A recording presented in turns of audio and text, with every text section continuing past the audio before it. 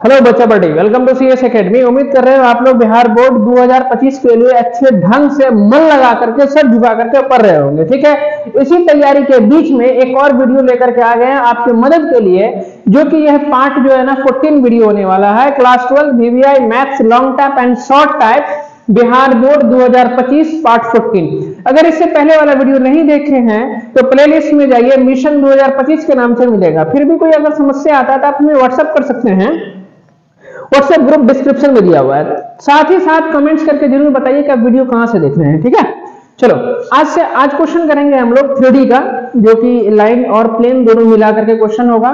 पहले कुछ question short type और देख लेते हैं, जो कि आपके पास 2 नंबर में क्वेश्चन पूछा जाता है। और ठीक है, उसके बाद हम लॉन्ग टाइप बेसिकली क्वेश्चन देखेंगे। लॉन्ग टाइप में वही वीवीआई क्वेश्चन सब देखेंगे। ठीक है ना, चलो ठीक है। क्या कहता है, find the direction cosine of the line segment whose direction ratio are. मतलब डायरेक्शन रेशियो दिया हुआ है तो डायरेक्शन कोसाइन निकालना है। 2 क्वेश्चन है, पहले ये है, देखिए यहां लिखेंगे हम सॉल्यूशन। क्या लिखेंगे इधर, सॉल्यूशन। ठीक है, तो डायरेक्शन रेशियो कितना दिया हुआ, डी आर 2 - 6 और 3 है ना।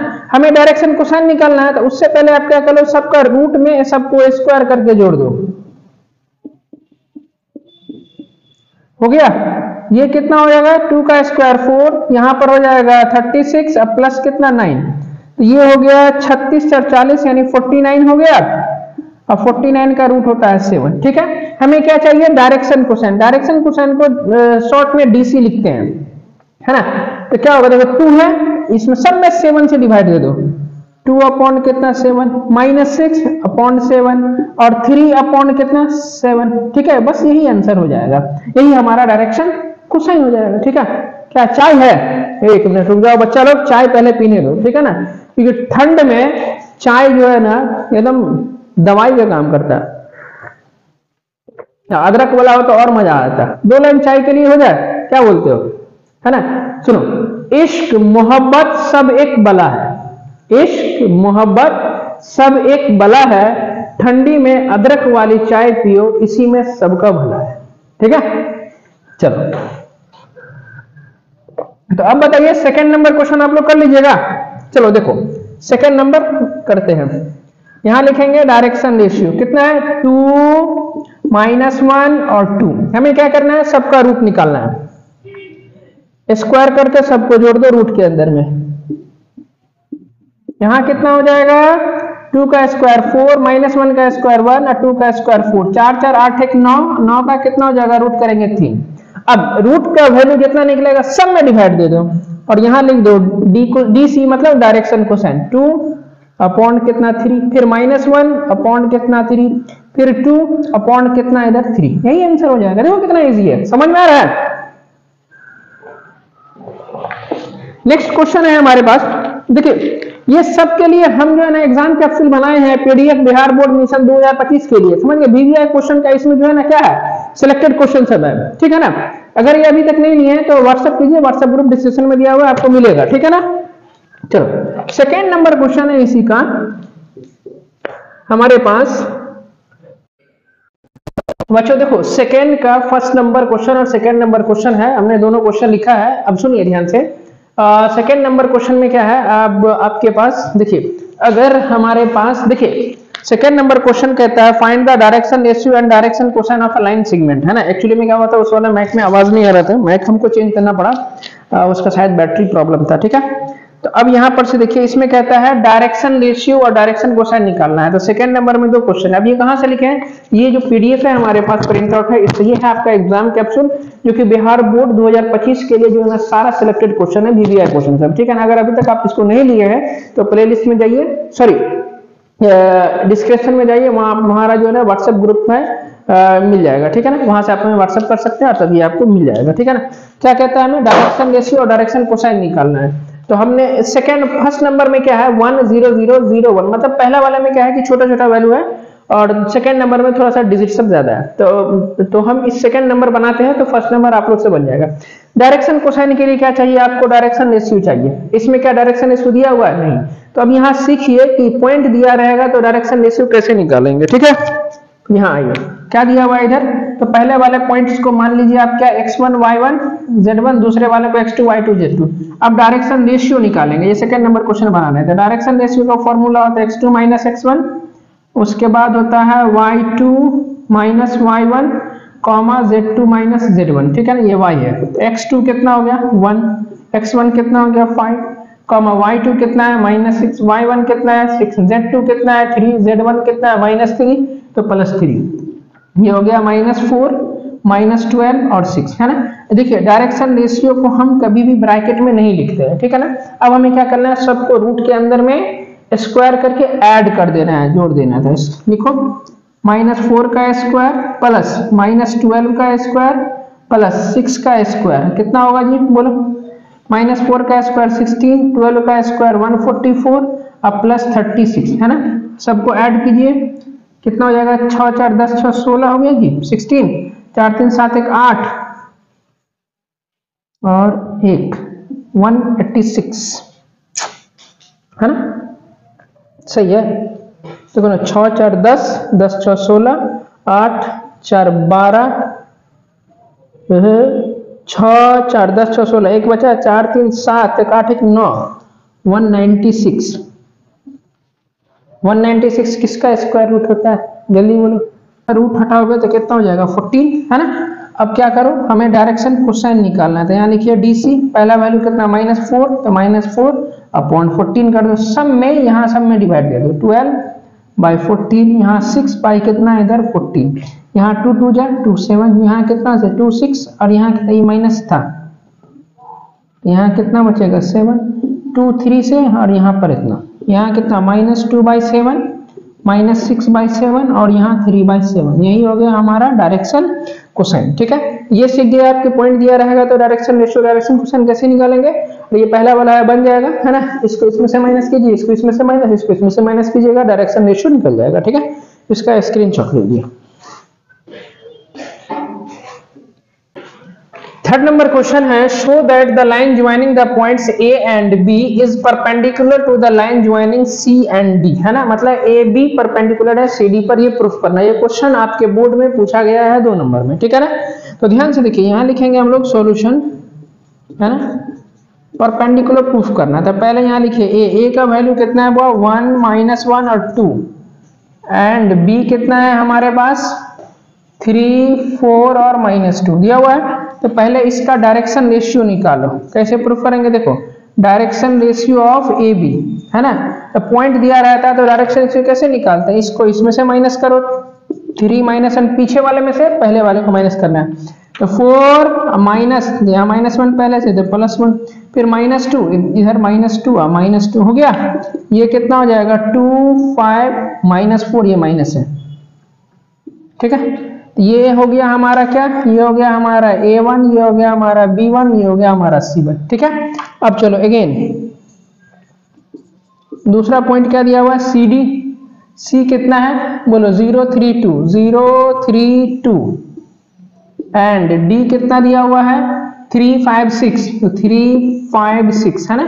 इसका डायरेक्शन रेशियो निकालिए। तो डायरेक्शन रेशियो ऑफ कौन सा CD, फिर से माइनस करो, 3 -0 कॉमा 5 -3, फिर से 6 -2, चलो ब्रैकेट मत लगाओ इसमें,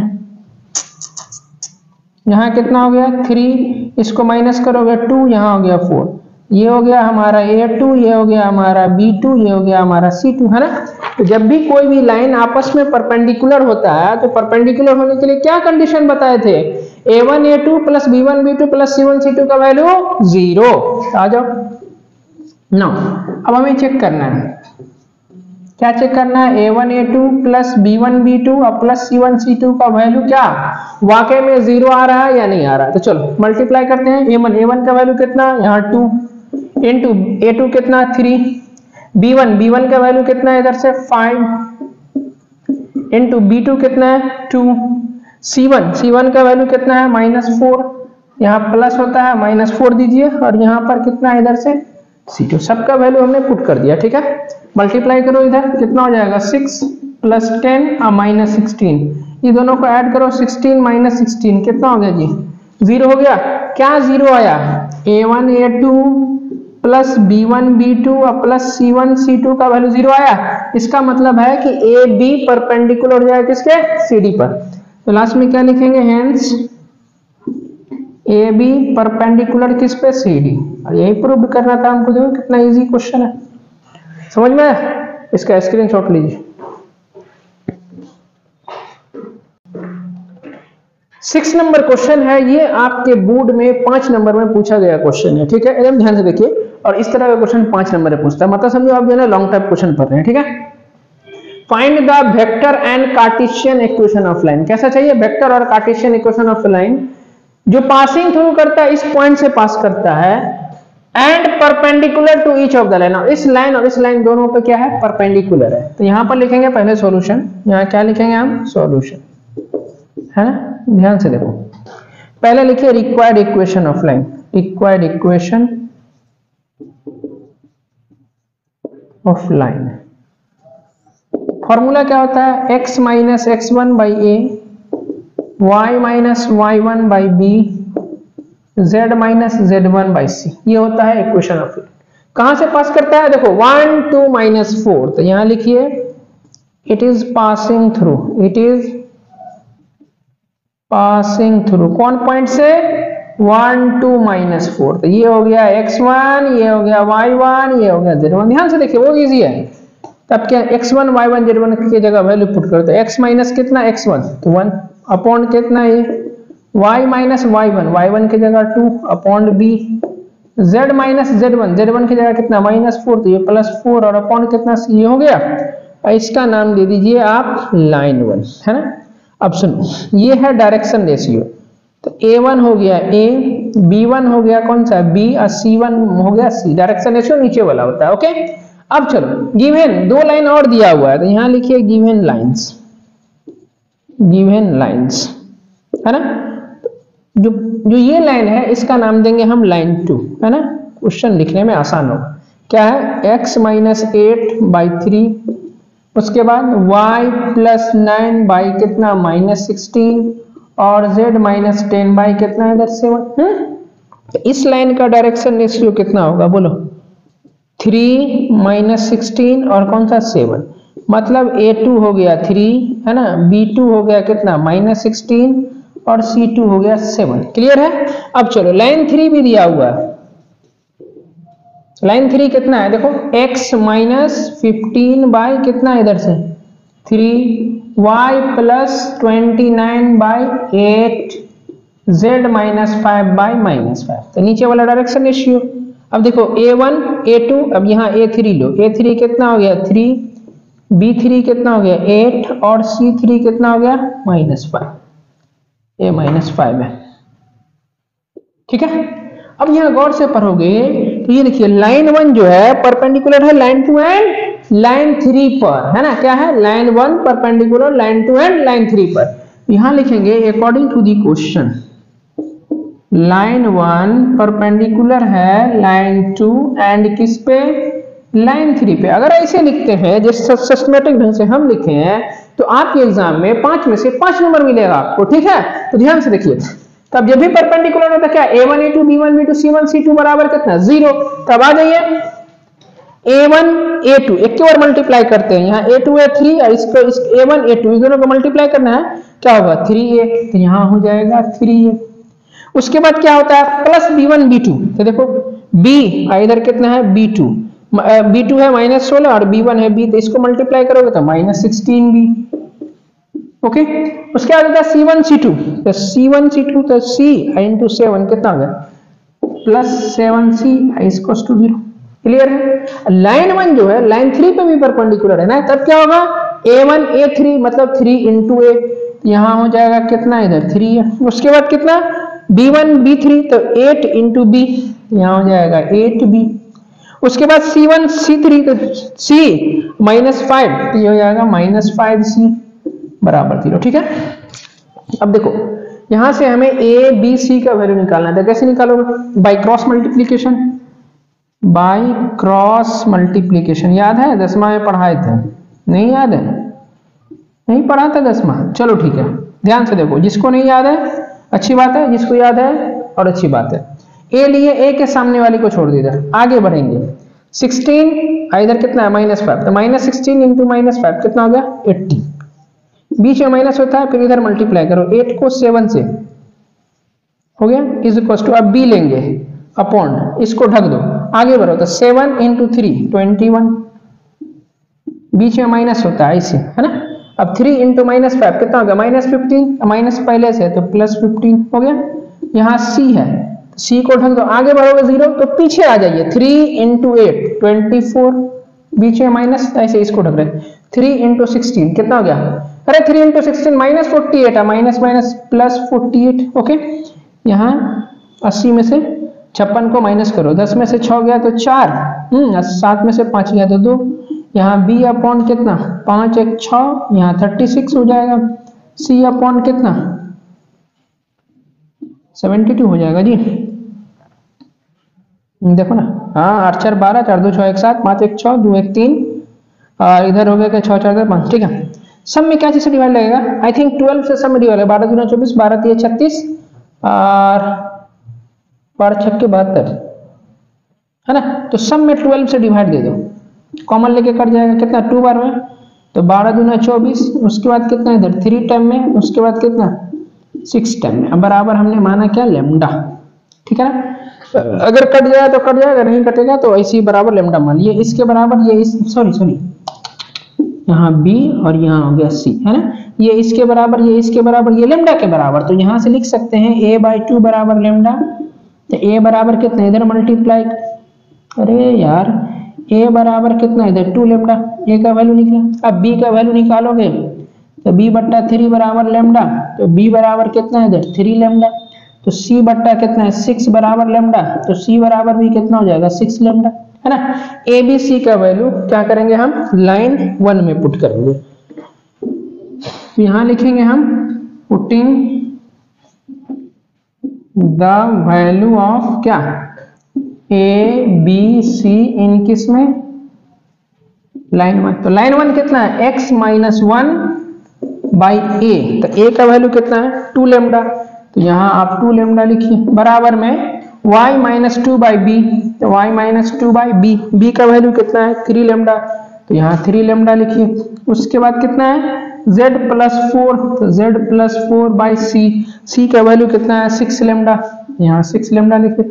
लेमडा सब में कॉमन लेके काट दीजिए, जैसे यहाँ पर हम कॉमन लिए थे 12 कॉमन आ गया, तो यहाँ बचा था 2 3 और 6 बचा था, लेमडा कॉमन लेके काट दोगे तो यहाँ क्या बचेगा x - 1 बाई 2, यहाँ बचेगा y - 2 बाई कितना 3, और z+4 बाई कितना इधर 6, यही हमारा आंसर हो गया। क्लियर है, समझ में आ गया। अब कहता है वेक्टर एंड कार्टेशियन, तो सुनो ध्यान से, कार्टेशियन क्या चाहे वेक्टर क्या, आप हमेशा कार्टेशियन वाले सीख गए, कार्टेशियन में निकाल लो और लास्ट में वेक्टर में चेंज करना। अब इसमें तो हमें दोनों निकालना है, तब यहाँ लिखेंगे वेक्टर फॉर्म, क्या लिखेंगे इधर वेक्टर फॉर्म। देखो हमारे पास पॉइंट कितना था, कौन सा पॉइंट से पास कर रहा था, तो सुनो एक तो वहां है, यहाँ से पॉइंट लिखना सीखो, यहीं से यहाँ उल्टा साइन लो, यहाँ 1, यहाँ कितना है 2, यहाँ देखो +4 है ना, तो यहाँ एक्चुअली में -4 होगा, ये साइन अपोजिट ले लीजिए, अपने पॉइंट बन जाएगा, ठीक है। इसको मिला लो, यही पॉइंट से तो पास कर रहा था, तो जो पॉइंट से पास करेगा इससे आप r1 वेक्टर बना दीजिए, कितना होगा पहले वाले में i से मल्टीप्लाई, दूसरे वाले में जैसे, और तीसरे वाले में कितना k से, हो गया। अब m वेक्टर चाहिए, है ना, तो नीचे वाले से m वेक्टर, तो 2i प्लस कितना 3j, अरे लेमडा का लिखा 3j प्लस कितना इधर 6k, है ना। तो इक्वेशन ऑफ लाइन का फॉर्मूला r बराबर r1 प्लस कितना इधर लेमडा m होता है, तो r1 की जगह पर कितना i प्लस 2j और माइनस कितना इधर 4k, अब प्लस कितना इधर लेमडा इंटू m, तो m की जगह पर क्या लिखेंगे इधर से 2i प्लस 3j और प्लस कितना 6k, यही हो गया हमारा वेक्टर फॉर्म। समझ में आ गया, इसको सॉल्व नहीं करना है, इसको इसी रूप में लिखते हैं, होता है ना फॉर्मूला इक्वेशन ऑफ लाइन का वेक्टर फॉर्म में r बराबर r1 प्लस लेमडा है। क्लियर है। तो बच्चों आशा क्लास यहीं तक रखते हैं, उम्मीद करते हैं पढ़ाई समझ में आ रहा होगा। यदि आप हमारे चैनल पर नए हैं तो हमारे चैनल को लाइक और सब्सक्राइब जरूर करें। मिलते हैं अगले वीडियो में, तब तक के लिए थैंक यू सो मच।